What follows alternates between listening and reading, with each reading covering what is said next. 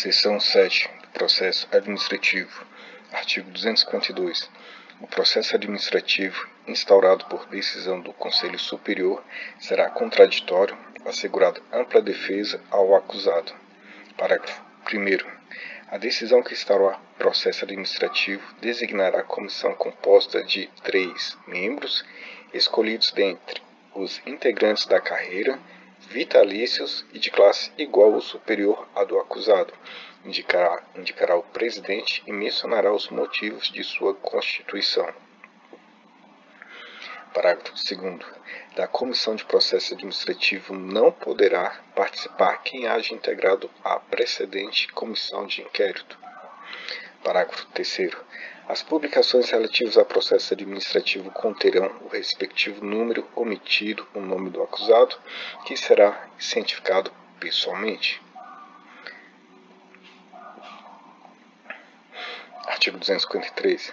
O prazo para a conclusão do processo administrativo e apresentação do relatório final é de 90 dias, prorrogável, no máximo por 30 dias, contados da publicação da decisão que o instaurar. Artigo 254. A citação será pessoal, com entrega de cópia da portaria, do relatório final do inquérito e da súmula da acusação, cientificado o acusado do dia, da hora e do local do interrogatório. Parágrafo 1º. Não sendo encontrado o acusado em seu domicílio, proceder-se-á à citação por edital, publicado no Diário Oficial com prazo de 15 dias. Parágrafo 2º. O acusado, por si ou através de defensor que nomear, poderá oferecer defesa prévia no prazo de 15 dias, contado do interrogatório, assegurando-se vista dos autos no local em que funcione a comissão. Parágrafo 3º. Se o acusado não tiver apresentado defesa, a comissão nomeará defensor dentre os integrantes da carreira e de classe igual ou superior à sua, reabrindo-se-lhe o prazo fixado no parágrafo anterior. Parágrafo 4º. Em defesa prévia, poderá o acusado requerer a produção de provas orais, documentais e periciais, inclusive pedir a repetição daquelas já produzidas no inquérito. Parágrafo 5º. A comissão poderá indeferir fundamentadamente as provas desnecessárias ou requeridas com o intuito manifestamente protelatório. Artigo 255. Encerrada a produção de provas, a comissão abrirá a vista dos autos ao acusado para oferecer razões finais no prazo de 15 dias. Artigo 256. Havendo mais de um acusado, os prazos para a defesa serão comuns e em dobro. Artigo 257. Em qualquer fase do processo, será assegurada à defesa a extração de cópia das peças dos autos. Artigo 258. Decorrido o prazo para razões finais, a comissão remeterá o processo dentro de 15 dias ao Conselho Superior, instruído com relatório dos seus trabalhos. Artigo 259. O Conselho do Ministério Público, apreciando o processo administrativo, poderá: inciso 1. Determinar novas diligências, se o considerar insuficientemente instruído, caso em que, efetivadas estas, proceder-se-á de acordo com os artigos 264 e 265. Inciso 2. Propor o seu arquivamento ao Procurador-Geral. Inciso 3. Propor ao Procurador-Geral a aplicação de sanções que sejam de sua competência. Inciso 4. Propor ao Procurador-Geral da República o ajuizamento de ação civil para: alínea A. Demissão de membro do Ministério Público da União com garantia de vitaliciedade. Alínea B. Cassação de aposentadoria ou disponibilidade. Parágrafo único. Não poderá participar da deliberação do Conselho Superior quem haja oficiado na sindicância ou integrado às comissões do inquérito ou do processo administrativo.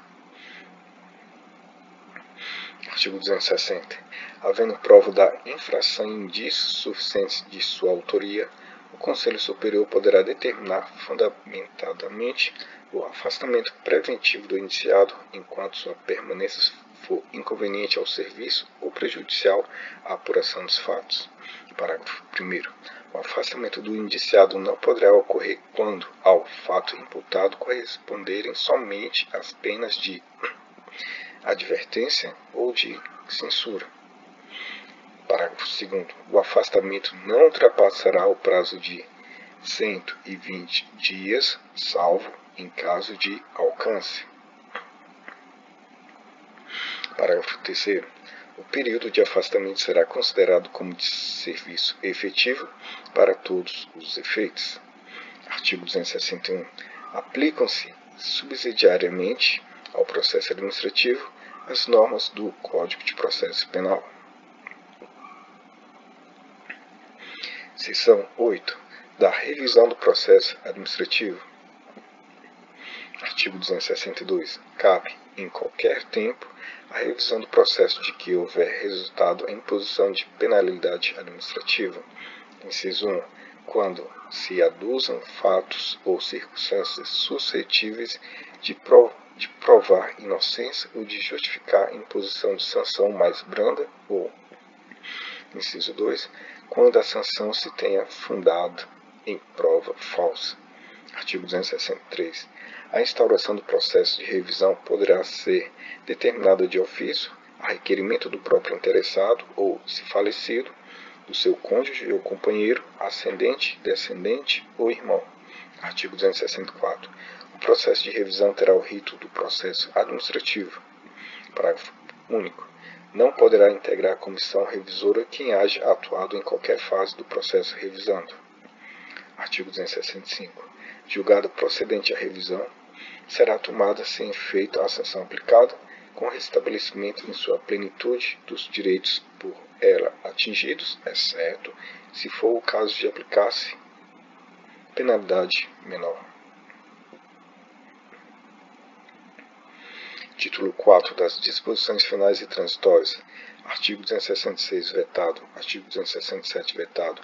Artigo 268. Ficam criados 6 cargos de subprocurador-geral da República.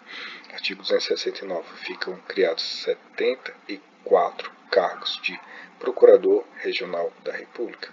Parágrafo 1º. O primeiro provimento de todos os cargos de Procurador Regional da República será considerado simultâneo, independentemente da data dos atos de promoção. Parágrafo 2º. Os vencimentos iniciais do cargo de Procurador Regional da República serão iguais aos do cargo de Procurador de Justiça do Distrito Federal. Artigo 270. Os atuais Procuradores da República de primeira categoria que ingressaram na carreira até a data da promulgação da Constituição Federal terão seus cargos transformados em cargos de Procurador Regional da República, mantidos seus títulos, titulares e lotações. Parágrafo 1º. Os cargos transformados na forma deste artigo, excedentes do limite previsto no artigo anterior, serão extintos à medida que vagarem. Parágrafo 2º. Os procuradores da República ocupantes dos cargos transformados na forma deste artigo poderão ser designados para oficiar perante os juízes federais e os tribunais regionais eleitorais. Artigo 271.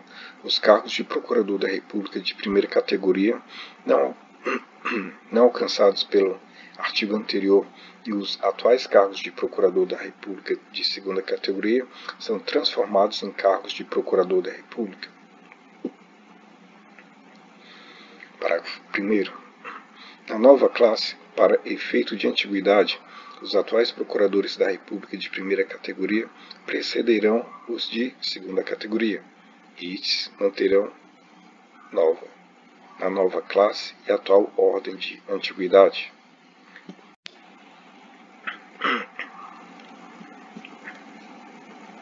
Parágrafo 2º. Os vencimentos iniciais do cargo de Procurador da República serão iguais aos do atual cargo de Procurador da República de primeira categoria. Artigo 272. São transformados em cargos de Procurador do Trabalho de primeira categoria, sem cargos de Procurador do Trabalho de segunda categoria.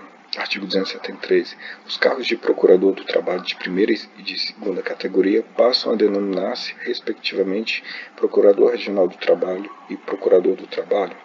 Parágrafo 1º. Até que sejam criados novos cargos de Subprocurador-Geral do Trabalho, os atuais Procuradores do Trabalho de primeira categoria, cujo cargo passe a denominar-se Procurador Regional do Trabalho e que estejam atuando junto ao Tribunal Superior do Trabalho, ali permanecerão exercendo suas atribuições. Parágrafo 2º. Os vencimentos iniciais dos cargos de Procurador Regional do Trabalho e de Procurador do Trabalho serão iguais aos dos cargos de Procurador Regional da República e de Procurador da República, respectivamente. Artigo 274. Os cargos de Procurador Militar de primeira e segunda categoria passam a denominar-se, respectivamente, Procurador de Justiça Militar e Promotor da Justiça Militar. Parágrafo único. Até que sejam criados novos cargos de Subprocurador-Geral da Justiça Militar, os atuais Procuradores Militares da primeira categoria, cujos cargos passam a denominar-se Procuradores da Justiça Militar e que estejam atuando junto ao Superior Tribunal Militar, ali permanecerão exercendo suas atribuições. Artigo 275. O cargo de Promotor de Justiça Substituto passa a denominar-se Promotor de Justiça Adjunto. Artigo 276. Na falta da lei prevista no artigo 16, a atuação do Ministério Público na defesa dos direitos constitucionais do cidadão observará, além das disposições desta lei complementar, as normas baixadas pelo Procurador-Geral da República. Artigo 277. As promoções nas carreiras do Ministério Público da União, na vigência desta lei complementar, serão precedidas da adequação das listas de antiguidade aos critérios de desempate nela estabelecidos. Artigo 278. Não se farão promoções nas carreiras do Ministério Público da União antes da instalação do Conselho Superior do ramo respectivo. Artigo 279.